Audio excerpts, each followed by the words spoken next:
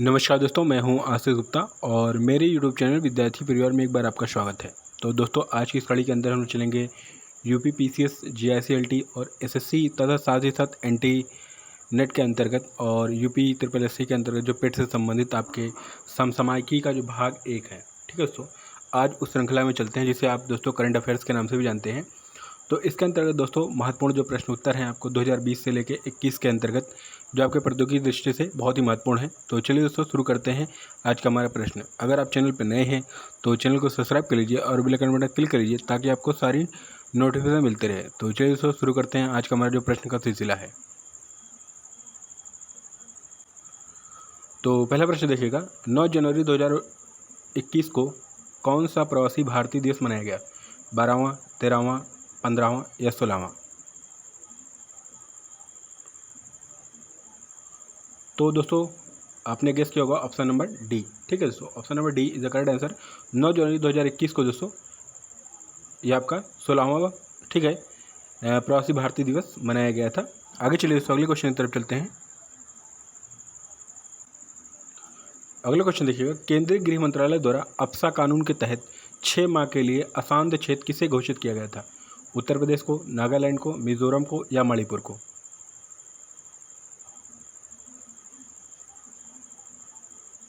तो दोस्तों I hope आपने गेस किया होगा ऑप्शन नंबर बी। ठीक है दोस्तों, तो जो नागालैंड है दोस्तों इसको गृह मंत्रालय द्वारा हाल ही में अप्सा कानून के तहत 6 वर्ष के लिए 6 माह के लिए अशांत क्षेत्र घोषित किया गया था।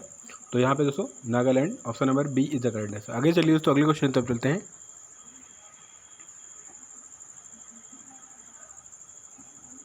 अगला क्वेश्चन देखिएगा, प्रधानमंत्री नरेंद्र मोदी ने नई दिल्ली में देश के नए संसद भवन का भूमि पूजन और शिलान्यास कब किया था?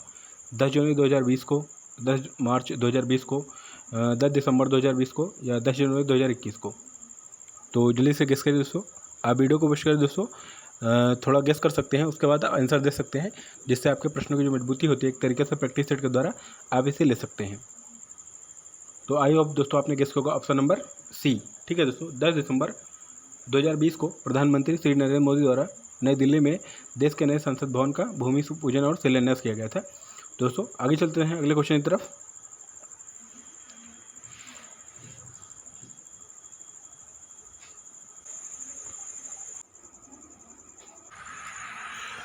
तो इसके अंतर्गत देखिए दोस्तों अगला प्रश्न देखिएगा, भारत के नए संसद भवन का निर्माण किसके द्वारा किया जा रहा है?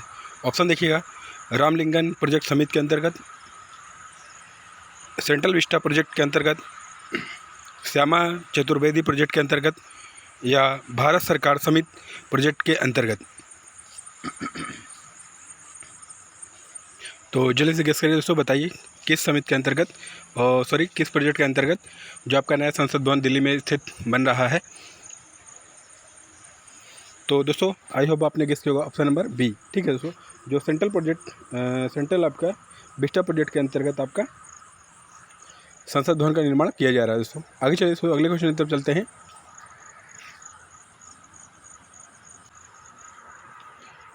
प्रश्न देखिए दोस्तों, बिहार विधानसभा 2020 में एनडीए को कितनी सीटें प्राप्त हुई थी? 114 सीटें, 118 सीटें या 125 सीटें या 140 सीटें? तो दोस्तों हाल ही में जो आपका हुआ चुनाव था, ठीक है दोस्तों, आपका बिहार विधानसभा के अंतर्गत, तो दोस्तों कुल आपके एनडीए जो प्राप्त की थी वो प्राप्त की थी 125 सीटें। ठीक है दोस्तों, option number C is the correct answer. 125 सीटें उसने प्राप्त की थी। ठीक है दोस्तों, जो महागठबंधन के तहत इसने सरकार का निर्माण किया था। आगे चलिए अगला प्रश्न देखिएगा, PMSSC यानी प्रधानमंत्री शेड्यूल स्कॉलरशिप योजना में केंद्र और राज्यों की हिस्सेदारी कितनी है? तो दोस्तों आप पहले जान जाइए, ये अनुसूचित जाति छात्रों के लिए एक मैट्रिक उत्तरोत्तर छात्रवृत्ति है जिसे कहा गया प्रधानमंत्री शेड्यूल। ठीक है, यानी अनुसूचित जाति के अंतर्गत आपके स्कॉलरशिप योजना के अंतर्गत है। तो इसमें केंद्र और राज्यों की हिस्सेदारी कितना है, कितने प्रतिशत है वो बताना है। तो ऑप्शन देखिएगा, 50-50%, 60-40% और आपका 55-45% या आपका 70 से 30%। तो जल्दी से गेस करिए इसको, इसमें कितना केंद्र और राज्य की प्रतिभागिता है? तो आई होप दोस्तों आपने गेस किया होगा option number B is the correct answer. 60% दोस्तों यहाँ पे केंद्र सरकार की जिम्मेदारी है और 40% राज्यों की जिम्मेदारी है। तो आपको इस प्रकार देखना, तो यहाँ पे दोस्तों केंद्र का आपका 60% के हिस्सेदारी के अंतर्गत है और राज्य का आपका 40% हिस्सेदारी के अंतर्गत है। आगे चलते दोस्तों अगले क्वेश्चन तरफ चलते हैं।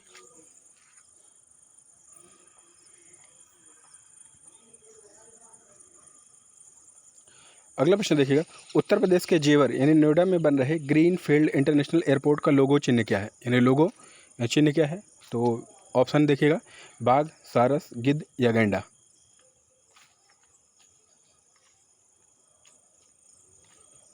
तो दोस्तों जो आपका उत्तर प्रदेश के जेवर एंड नोएडा के अंतर्गत आपका ग्रीन फील्ड इंटरनेशनल एयरपोर्ट बन रहा है, तो दोस्तों आपका ठीक है, उसका जो चुनाव आपका लोगो है वो आपका है गिद्ध, सॉरी वो है आपका सारस। ठीक है, option number B is the correct answer. आप दोस्तों कमेंट बॉक्स में बताइए, चलिए आपके लिए प्रश्न है कि उत्तर प्रदेश का राजकीय पुष्प क्या है।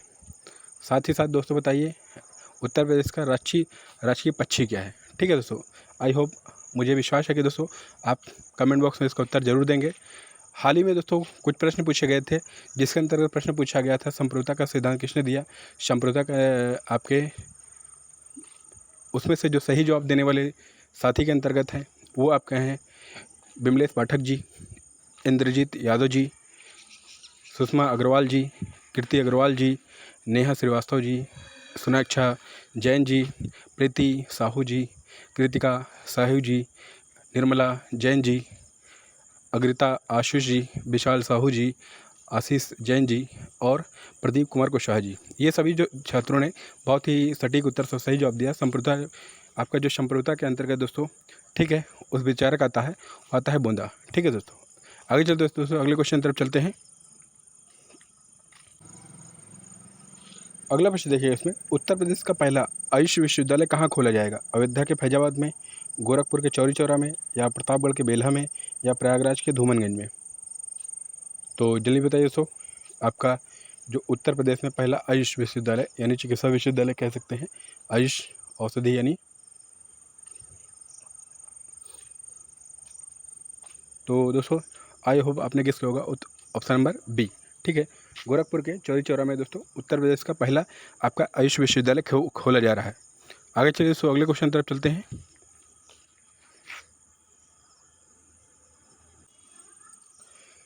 अगला प्रश्न देखिएगा, भारत के सबसे बड़े हाइब्रिड अक्षय ऊर्जा पार्क की स्थापना किस राज्य में की जा रही है। उत्तर प्रदेश के प्रयागराज में, गुजरात के कच्छ में, बिहार के नालंदा में, या उत्तर प्रदेश के लखनऊ में। तो जल्दी बताइए दोस्तों फटाफट, बहुत इंपॉर्टेंट क्वेश्चन है, आपके प्रतियोगी परीक्षा में पूछे भी जा सकते हैं।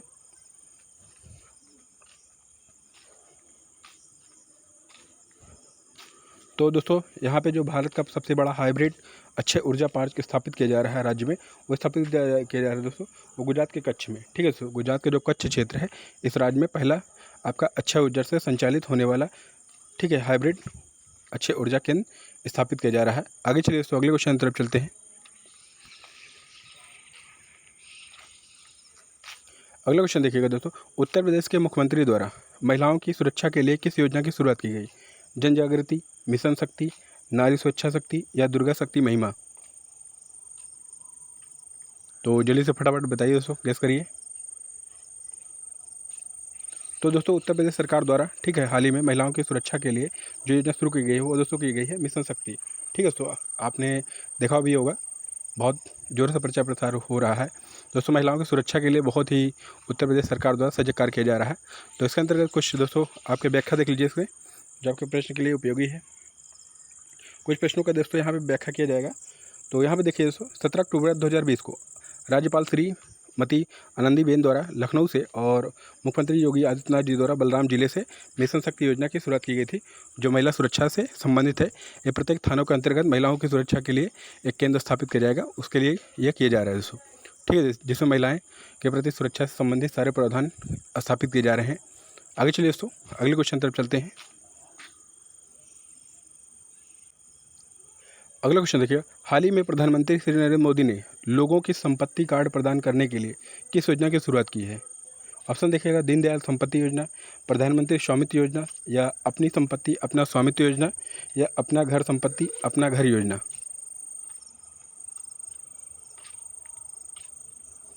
तो दोस्तों बताइए, जैसे प्रधानमंत्री जी जो हाल ही में लोगों की संपत्ति कार्ड प्रदान करने के लिए जो योजना शुरू की है वो दोस्तों किया है प्रधानमंत्री स्वामित्व योजना। ठीक है, तो दोस्तों इसके अंदर जो भूमि का स्वामित्व मालिकाना होगा, ठीक है दोस्तों, इसके अंदर उनको संपत्ति कार्ड के अंतर्गत दिया जाएगा। ठीक है दोस्तों, उसकी संपत्ति को स्वयं मालिक बन सकता है। बहुत सारे लोग हैं अब भी अपने घर संपत्ति के मालिक नहीं है, वो भी निवास स्थान रहते हैं, तो इसके लिए भारत सरकार द्वारा ये पहल की जा रही है। आगे चलिए दोस्तों अगले क्वेश्चन की तरफ चलते हैं।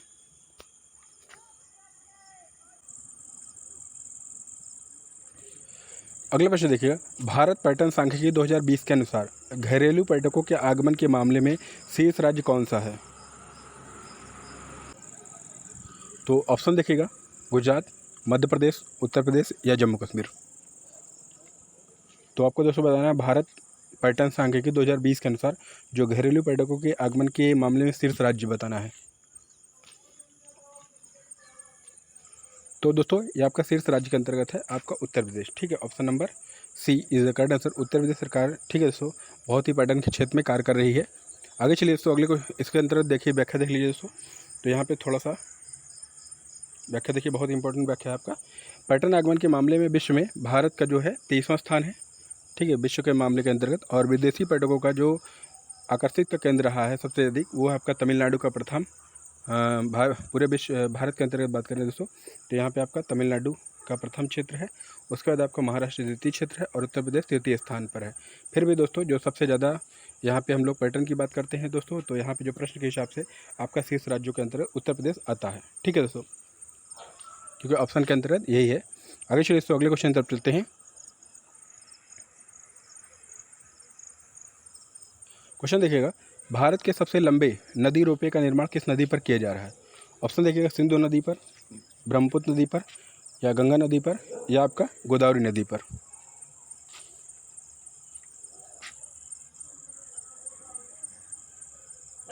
तो दोस्तों जो भारत का सबसे लंबा नदी रोपवे का निर्माण किया जा रहा है वो आपका किया जा रहा है आपका ब्रह्मपुत्र नदी पर। ठीक है दोस्तों, option number B is the correct answer. Brahmaputra नदी पर इसका निर्माण किया जा रहा है। आइए व्याख्या देखते हैं दोस्तों इसके अंतर्गत जो खास पॉइंट है आपका, असम के गुवाहाटी में, ठीक है दोस्तों, असम के गुवाहाटी में ब्रह्मपुत्र नदी पर निर्मित किया जा रहा है जो भारत का सबसे लंबा आपका नदी रोपवे है। इसके अंदर 1.82 किलोमीटर यानी 1.82 किलोमीटर इसकी लंबाई है दोस्तों, जिसका निर्माण ये किया जा रहा है। ठीक है दोस्तों, आगे चलिए दोस्तों अगले क्वेश्चन तरफ चलते हैं। अगला क्वेश्चन देखिए दोस्तों, ट्यूलिप जिसका फुल फॉर्म क्या होता है? The urban learning internship programme. ठीक है दोस्तों, केंद्र सरकार की किस योजना का हिस्सा है? यानी ट्यूलिप आपको बताना दोस्तों किस केंद्र सरकार की किस योजना का हिस्सा है? उज्ज्वला योजना का, स्मार्ट सिटी योजना का या आपका प्रधानमंत्री आवास योजना का या दोस्तों प्रधानमंत्री जनधन योजना का।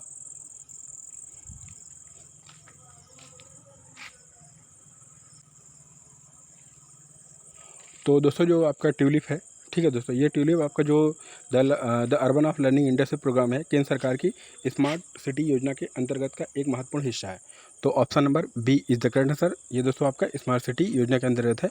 ये प्रश्न आपके हाल ही में दोस्तों हुए आपके एसएससी के अंतर्गत पूछा भी गया है। आगे चलिए दोस्तों अगले क्वेश्चन तरफ चलते हैं। अगला प्रश्न है दोस्तों, प्रधानमंत्री स्वनिधि योजना किससे संबंधित है? बताना है। प्रधानमंत्री स्वनिधि योजना संबंधित है, ऑप्शन देखिएगा, बैंक कार्यकर्ताओं से, स्वास्थ्य कार्यकर्ताओं से या रेहड़ी दुकानदार की आजीविका से या स्कूल प्रबंधित तंत्र से। तो जल्दी बताइए दोस्तों, जो आपका प्रधानमंत्री स्वनिधि योजना है वो किससे संबंधित आपकी योजना है?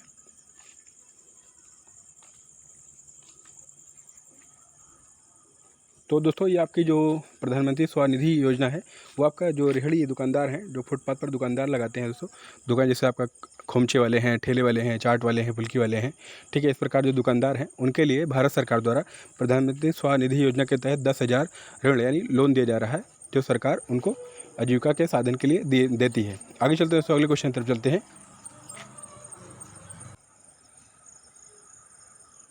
अगला प्रश्न दोस्तों वेरी वेरी इंपॉर्टेंट है, देखिएगा, भारत सरकार ने बच्चों को डायरिया रोग से मुक्त करने के लक्ष्य कब रखा है? यानी भारत सरकार ने जो बच्चों पर होने वाला डायरिया रोग है वो उसको मुक्त करने का लक्ष्य क्या रखा है? 2021 तक, वर्ष 2022 तक या वर्ष 2024 तक या वर्ष 2026 तक।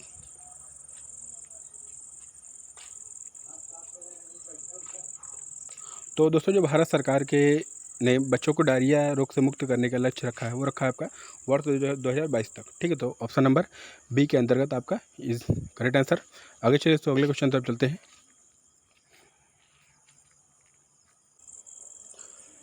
अगला क्वेश्चन देखिएगा, स्वच्छ सर्वेक्षण 2020 के अंतर्गत 10 लाख से अधिक जनसंख्या श्रेणी में उत्तर प्रदेश के किस शहरों को शामिल किया गया है? तो बताइए दोस्तों जल्दी से, उत्तर प्रदेश सर्वेक्षण 2020 के अंतर्गत 10 लाख से अधिक जनसंख्या श्रेणी में उत्तर प्रदेश के किस शहरों को शामिल किया गया था? तो लखनऊ को, आगरा को, गाजियाबाद, प्रयागराज को या उपयुक्त सभी को?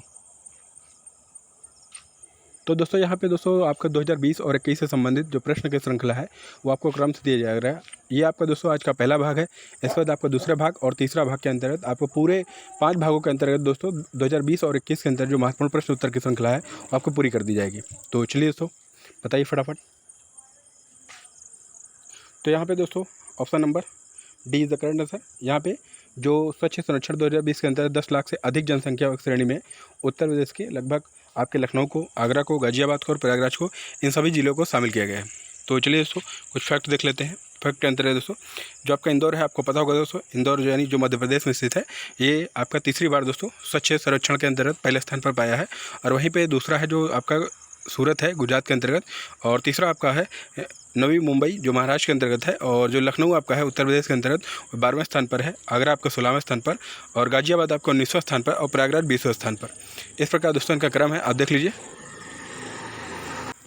तो इसमें जो दोस्तों इनको स्वच्छ सर्वेक्षण 2020 के अंतर्गत चुना गया है दोस्तों।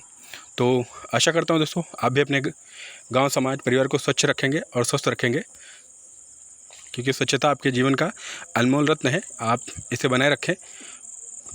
आगे चलिए दोस्तों अगले क्वेश्चन तरफ चलते हैं।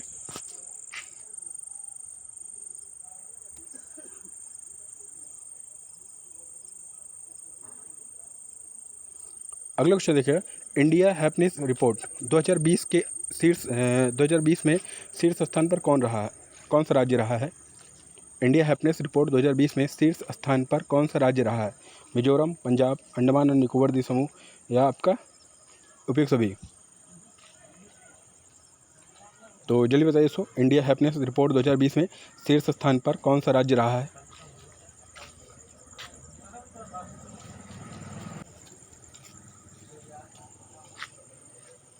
तो आपका दोस्तों इंडिया हैप्पीनेस रिपोर्ट 2020 में जो श्रेष्ठ राज्य पर रहा है वो रहा है Mizoram. Option number A is the correct answer, Mizoram दोस्तों। ठीक है, इंडिया हैप्पीनेस रिपोर्ट यानी भारत खुशी रिपोर्ट के अंतर्गत ये आपका 2020 में चुना जाने वाला पहला राज्य था। आगे चलिए अगला क्वेश्चन देखिए, भारत सरकार द्वारा दशक 2010 और 20 को किस रूप में घोषित किया गया था? आत्मनिर्भर, नवाचार दशक, या समृद्ध भारत, या उभरता देश? ये भी दोस्तों इंपॉर्टेंट है, वेरी वेरी इंपॉर्टेंट के अंदर रखिएगा।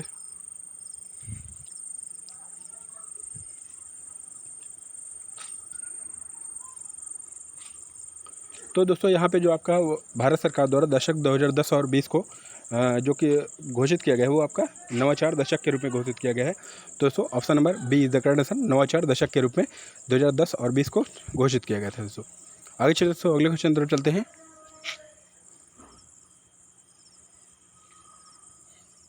अगला क्वेश्चन देखिएगा, हुनर हाट कार्यक्रम का आयोजन किसके द्वारा किया गया था? उद्यमिता कार्य मंत्रालय द्वारा, अल्पसंख्यक कार्य मंत्रालय द्वारा, या शिक्षा मंत्रालय द्वारा, या गृह मंत्रालय द्वारा? तो जल्दी बताइए दोस्तों, हुनर हाट कार्यक्रम बहुत ही चर्चा में कार्यक्रम रहा दोस्तों।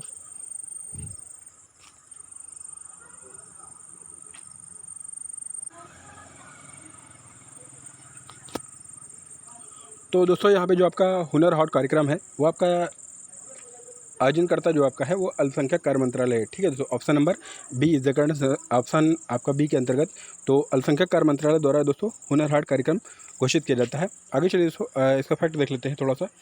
हुनर हाट कार्यक्रम का जो आपका विषय थे वो आपका थीम था वोकल फॉर लोकल। ठीक है दोस्तों, यानी आपका जो लोकल क्षेत्र में है, यानी आपके कह सकते हैं स्वदेशी को ये लोग प्रेरित कर रहे हैं वोकल फॉर लोकल के अंतर्गत।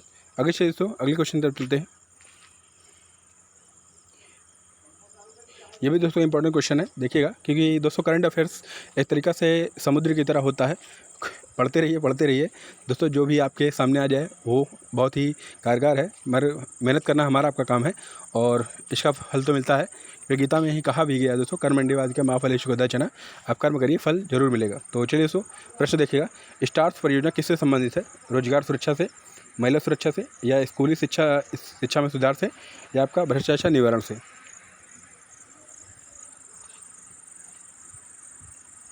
तो जल्दी से बताइए दोस्तों फटाफट। दोस्तों आपने गेस किया होगा option number C is the correct answer, स्कूली शिक्षा में सुधार से लिए। ठीक है दोस्तों, स्टार परियोजना की शुरुआत की गई है। तो इसके अंदर देखिए दोस्तों है क्या, ये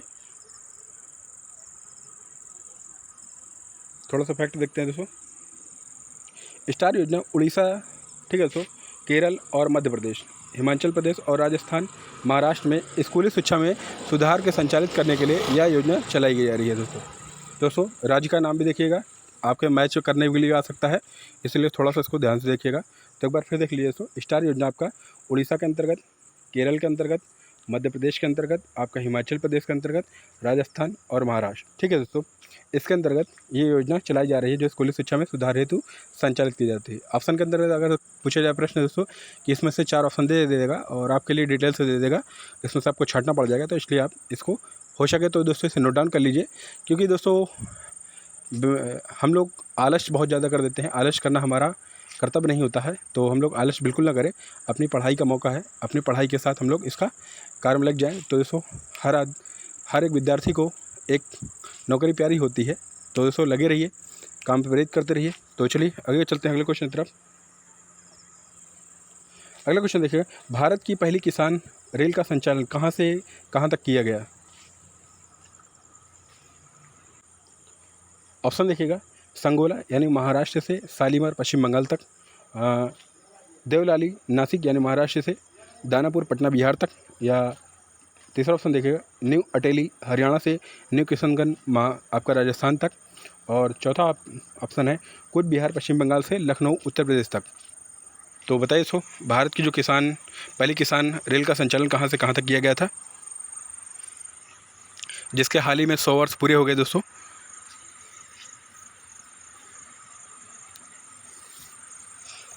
तो दोस्तों आपका जो भारत की पहली किसान रेल का संचालन किया गया था वो किया गया था दोस्तों, वो आपका देवलाली यानी नासिक महाराष्ट्र से दानापुर पटना बिहार तक। और दोस्तों अगर आपसे पूछा जाए जो किसान रेल का 100 वर्ष पूरे होने पर वो आपका चलाया गया था, वो न्यू अटेली से, ठीक है दोस्तों, न्यू अटेली हरियाणा से न्यू किशनगंज राजस्थान तक ही चलाया गया था। इसके किसान रेल का जो 100 वर्ष पूरे होने पर ये चलाया गया था। ठीक है दोस्तों, आगे चलिए दोस्तों अगले क्वेश्चन पर चलते हैं। इसको देख लीजिए दोस्तों, ये 7 अगस्त 2020 को पहली बार, ठीक है दोस्तों, किसान रेल का संचालन भी किया गया था। आगे चलिए दोस्तों अगला क्वेश्चन चलते हैं, हाल ही में किस केंद्र शासित प्रदेश को 100% जैविक केंद्र शासित प्रदेश का दर्जा मिला? अंडमान निकोबार को, लक्षद्वीप को, नई दिल्ली को, या चंडीगढ़ को? इंपॉर्टेंट क्वेश्चन है दोस्तों, ध्यान रखिएगा कि हाल ही में किस केंद्र शासित प्रदेश को 100% जैविक केंद्र शासित प्रदेश का दर्जा मिला है दोस्तों, मिला है आपका लक्षद्वीप को। Option number B is the correct answer, Lakshadweep को दोस्तों 100% इसको जैविक राज्य का दर्जा मिला है। आगे चलिए दोस्तों अगले क्वेश्चन पर चलते हैं।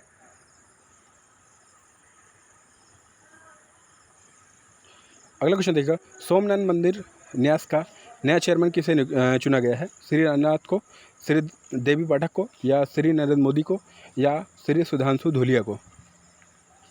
तो जल्दी बताइए दोस्तों फटाफट, किसे सोमनाथ जो आपका गुजरात में प्रसिद्ध मंदिर है जिस पर महमूद गजनवी ने 17 बार आक्रमण किया था, ये सभी आपको इतिहास के अंदर पता होगा दोस्तों। तो दोस्तों आपका जो सोमनाथ मंदिर है जिसका नया आपका चेयरमैन बनाया गया है वो भारत के प्रधानमंत्री श्री नरेंद्र मोदी को बनाया गया है। तो दोस्तों option number C is the correct answer. आगे चलिए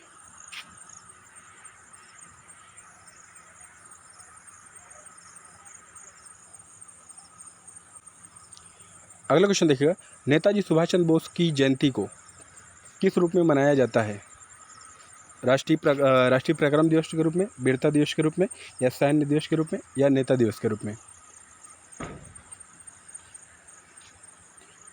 तो आई होप दोस्तों आपने गेस किया होगा option number A is the correct answer, पराक्रम दिवस के रूप में नेताजी सुभाष चंद्र बोस की जयंती को मनाया जाता है। दोस्तों ये आपको पता होगा, ये 23 जनवरी को दोस्तों नेताजी सुभाष चंद्र बोस की जयंती मनाई जाती है। ठीक है दोस्तों, जिन्हें पूरा देश इस बार राष्ट्रीय पराक्रम दिवस के रूप में मनाया है। दोस्तों आगे चलिए, जिसमें दोस्तों आपको पता होगा विद्यार्थी परिवार द्वारा, ठीक है दोस्तों, एक क्विज कंपटीशन का आयोजन किया गया था, जिसमें बहुत सारे बच्चों ने, लगभग दोस्तों 750-800 विद्यार्थियों ने प्रतिभाग किया है। उन सभी प्रतिभागी छात्रों को धन्यवाद। आप ऐसे ही विद्यार्थी परिवार को सपोर्ट करते रहे दोस्तों, और आपके जो महापुरुषों की जयंती होती है उस पर आपको विशेष उनके जीवन पर आधारित महत्वपूर्ण प्रश्नोत्तरी दी जाती है। आगे चलिए दोस्तों, अगले क्वेश्चन तरफ चलते हैं। अगला क्वेश्चन देखिएगा, हिमा कोहली को हाल ही में किस राज्य की पहली महिला मुख्य न्यायाधीश नियुक्त किया गया है? गुजरात की, तेलंगाना की, जम्मू कश्मीर की या मणिपुर की? हिमा कोहली को बताइए दोस्तों, किस राज्य की पहली महिला मुख्य न्यायाधीश घोषित किया गया है?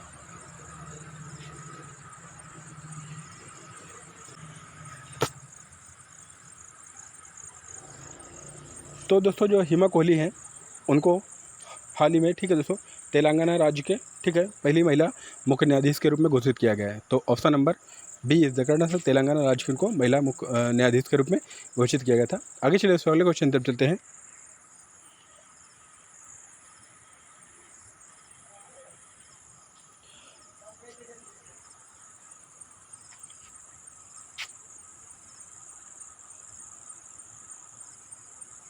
अगला क्वेश्चन देखिएगा, कॉमिक्स पात्र चाचा चौधरी को भारत सरकार ने किस प्रोजेक्ट का ब्रांड एम्बेसडर नियुक्त किया है?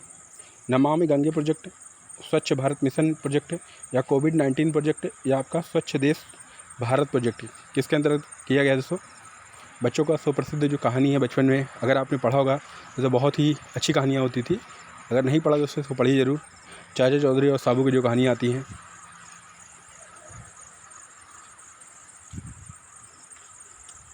तो दोस्तों आपको पता होगा option number B, option number A the correct answer, Namami Gange योजना के प्रोजेक्ट के अंतर्गत जो कॉमिक्स के पात्र हैं चाचा चौधरी जी, उनको भारत सरकार ने अपना प्रोजेक्ट का एम्बेसडर बनाया है। तो option number A is the correct answer. आगे चलिए,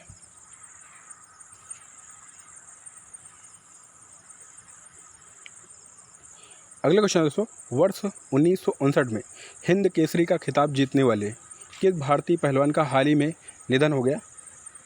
विद्या वाचस्पति गोविंदाचार्य का, श्रीपति खांचनाले का, या बीरेंद्र कुमार पाल का, या अरुण कुमार गोस्वामी का?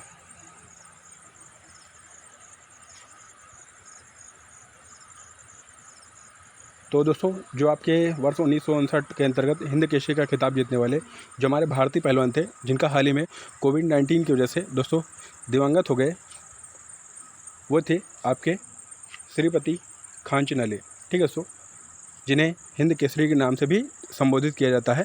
आगे से दोस्तों अगले क्वेश्चन तरफ चलते हैं।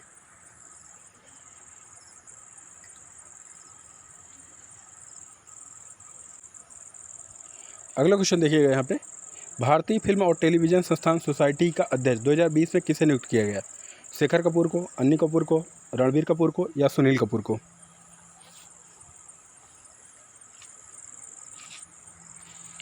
ITIF जिसे कहते हैं दोस्तों। तो बताइए दोस्तों, भारतीय फिल्म और टेलीविज़न संस्थान सोसाइटी का अध्यक्ष 2020 में किसे नियुक्त किया गया है? तो किया गया दोस्तों वो आपके शेखर कपूर को, ठीक है। तो option number A is the correct, Shekhar Kapoor को दोस्तों भारतीय फिल्म और टेलीविज़न संस्थान की सोसाइटी का अध्यक्ष यानी चेयरमैन नियुक्त किया गया है। आगे चलिए,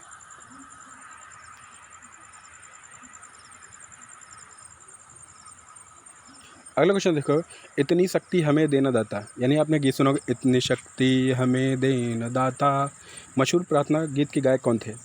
केशुभाई पटेल जी, यशवर्धन कुमार सिन्हा जी, अभिलाष जिन्हें ओम प्रकाश, समीर कुमार खरे? तो जल्दी बताइए इसको।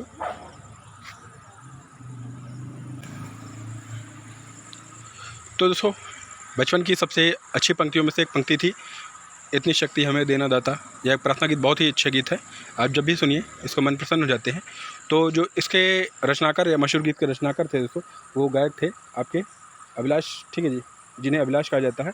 उनका वास्तविक नाम था ओम प्रकाश, ठीक है। तो option number C is the correct answer. इन्होंने दोस्तों इतनी शक्ति हमें देना दाता मशहूर गीत के गायक थे।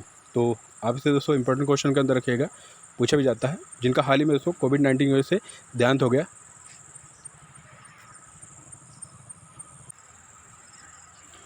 अगला क्वेश्चन देखिएगा दोस्तों, भारत के लिए संयुक्त राष्ट्र पर्यावरण कार्यक्रम की क्षेत्रीय राजदूत किसे नियुक्त किया गया? आर राजेंद्र जैन को, आदित्य पुरी को, खुशी चिंदालिया को या समीर कुमार खरे को? UNEP United Nation environment programme जिसे कहते हैं दोस्तों का संयुक्त राष्ट्र कार्यक्रम का जो क्षेत्रीय राजदूत किसे बनाया गया है?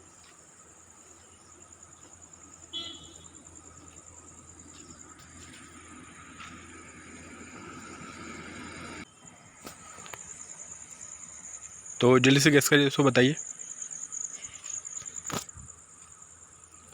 तो दोस्तों जो भारत के लिए संयुक्त राष्ट्र पर्यावरण कार्यक्रम के क्षेत्रीय राजदूत के अंतर्गत जिसे बनाया गया दोस्तों, वो बनाया गया है खुशी चिंदालिया को। ठीक है दोस्तों, ये 17 वर्ष की एक छात्रा हैं जो गुजरात से हैं दोस्तों। इनको आपका UNEP यानी यूनाइटेड नेशन इन्वायरमेंट प्रोग्राम का आपका क्षेत्रीय राजदूत बनाया गया है। तो option number C is the correct answer. आगे चलिए दोस्तों, अगले क्वेश्चन की तरफ चलते हैं।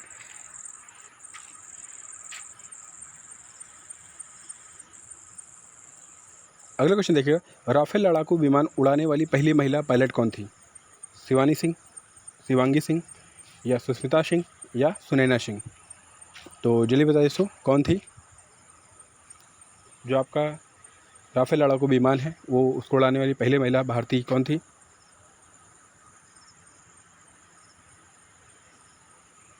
तो वो थी दोस्तों आपके शिवांगी सिंह। ठीक है, तो यहाँ पे दोस्तों उनका नाम था Shivangi Singh. Option number B is the correct answer.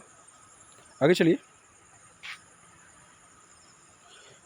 वर्ष 2020 का राजीव गांधी खेल रत्न पुरस्कार किसे दिया गया? विराट कोहली को, रोहित शर्मा को, सचिन तेंदुलकर को या कार्तिक पांड्या को?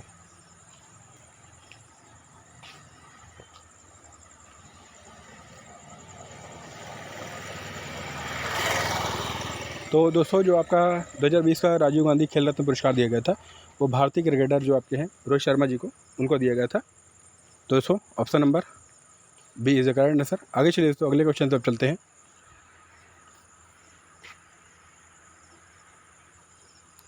अगला क्वेश्चन देखिए, उत्तर प्रदेश सरकार द्वारा किसान कल्याण मिशन का शुभारंभ कहाँ से किया गया? प्रयागराज के झूसी से, लखनऊ के दादूपुर से, जौनपुर के मछली शहर से या आपके प्रतापगढ़ के बेला से?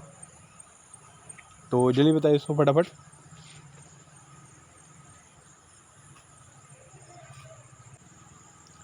तो दोस्तों जो उत्तर प्रदेश सरकार द्वारा किसान कल्याण मिशन का शुभारंभ किया गया था वो आपके लखनऊ के दादूपुर से। तो option number B is the correct answer. Lucknow के दादूपुर से आपका ये शुरू किया गया था दोस्तों। आपके लिए इंपॉर्टेंट फैक्ट है उत्तर प्रदेश की दृष्टि से। आगे चलिए दोस्तों, अगले क्वेश्चन तरफ चलते हैं।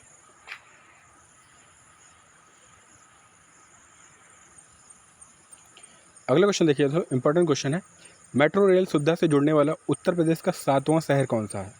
प्रयागराज, आगरा, लखनऊ, कानपुर, रायबरेली?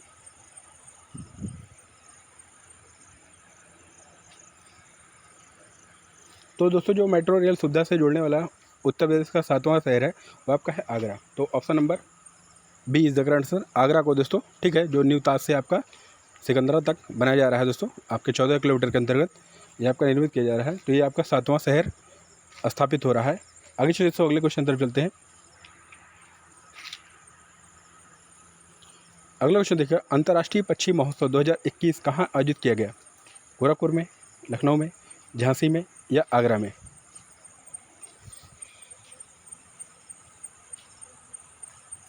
तो दोस्तों अंतर्राष्ट्रीय पक्षी महोत्सव 2021 का आयोजन जो किया गया था वो उत्तर प्रदेश के गोरखपुर में। ठीक है दोस्तों, उत्तर प्रदेश का जो शहर है गोरखपुर में इसका आयोजन किया गया था। आगे चलिए दोस्तों, अगले क्वेश्चन तरफ चलते हैं।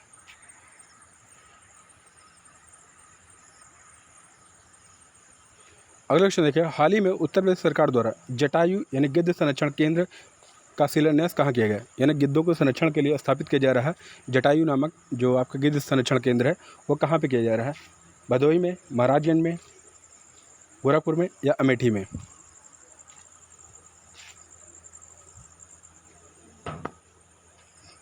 तो दोस्तों जो आपका उत्तर प्रदेश का जटायु गिद्ध संरक्षण केंद्र है वो आपका स्थापित उत्तर प्रदेश के महाराजगंज में। तो option number B is the correct answer. तो उत्तर प्रदेश में जो महाराजगंज है वहाँ पर दोस्तों इसकी स्थापना की जा रही है। आगे चलिए दोस्तों, अगले क्वेश्चन तरफ चलते हैं।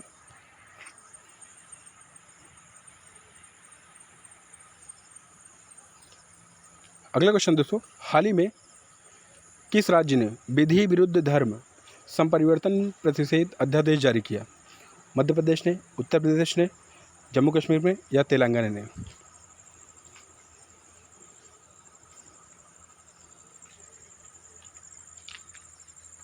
तो दोस्तों जो आपका उत्तर प्रदेश है उसने दोस्तों हाल ही में, ठीक है, राज्य ने विधि विरुद्ध धर्म संपरिवर्तन प्रतिषेध अधिनियम पारित किया है दोस्तों। तो option number B is the correct answer. थोड़ा सा देखते हैं, फैक्ट देखते हैं दोस्तों।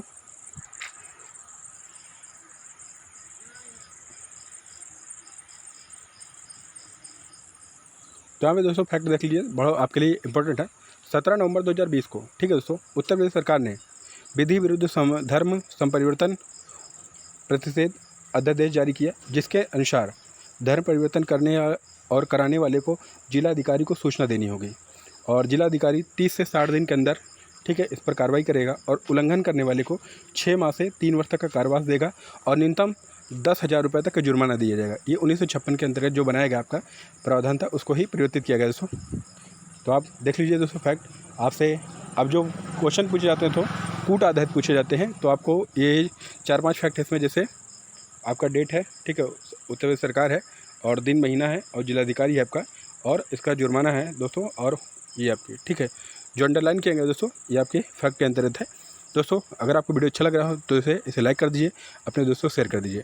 तो अगले वीडियो में फिर हम लोग मिलते हैं दोस्तों, उस कड़ी के अंतर्गत आपका 2020 के और 21 के अंतर्गत जो महत्वपूर्ण आपके पॉइंट बनते हैं सामान्य ज्ञान के संबंधित और समसामयिकी के अंतर्गत, वो प्रश्न आपसे अगले वीडियो में लेंगे। तो आपका जो पहला वीडियो है दोस्तों यहाँ समाप्त होता है। अगर किसी प्रकार कोई दिक्कत होती है दोस्तों कमेंट बॉक्स में बताइए। अगर आपको वीडियो अच्छा लगा तो इसे लाइक कर दीजिए दोस्तों और इसे अपने दोस्तों को शेयर कर दीजिए दोस्तों। आपके जो दिए गए कमेंट होते हैं, फीडबैक होते हैं दोस्तों, इससे हम लोग को मोटिवेशन मिलता है और हम लोग आगे वीडियो बनाने के प्रेरित होते हैं दोस्तों। तो मैं आशा करता हूँ दोस्तों आप कमेंट बॉक्स में फीडबैक जरूर देंगे और जो प्रश्न पूछे गए दोस्तों उसका जवाब भी देंगे। तो चलिए दोस्तों अगली वीडियो फिर मिलते हैं, तब तक के लिए जय हिंद, जय भारत।